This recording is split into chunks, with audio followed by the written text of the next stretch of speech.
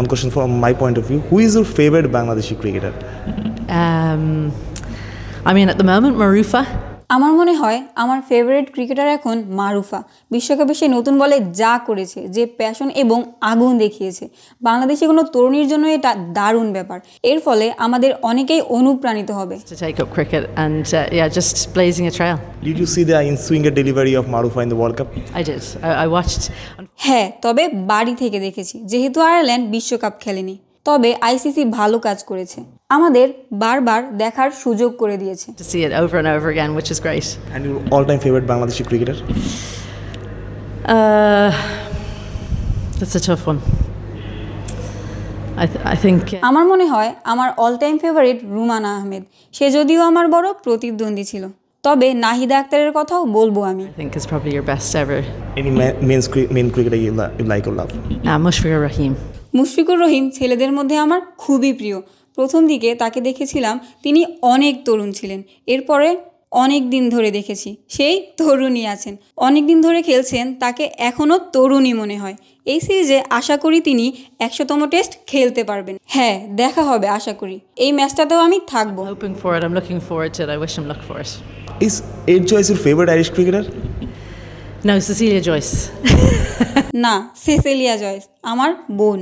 আমরা ক্রিকেট নিয়ে অনেক কথা বলি, ছোট চারজন প্রায়ই ক্রিকেট নিয়ে কথা বলি, তবে সারাক্ষণ বলি না। আমি কমেন্ট্রিতে আছি, আমার বোন আইনজীবী। যখন সে কোচ ছিল, কোচিংয়েই ছিলাম। আমরা একসাথে থাকলে এত বেশি আলোচনা করে নিজেদের বিপদে ফেলতে চাই না। Don't discuss things because we don't want to put each other in awkward situations. There are many franchise league in the world like IPL, Big Bash for the women's. Do you think Marufa should get a chance in there? Yeah, I think I would love to see an opportunity. I think. হ্যাঁ, অবশ্যই আমি চাইবো।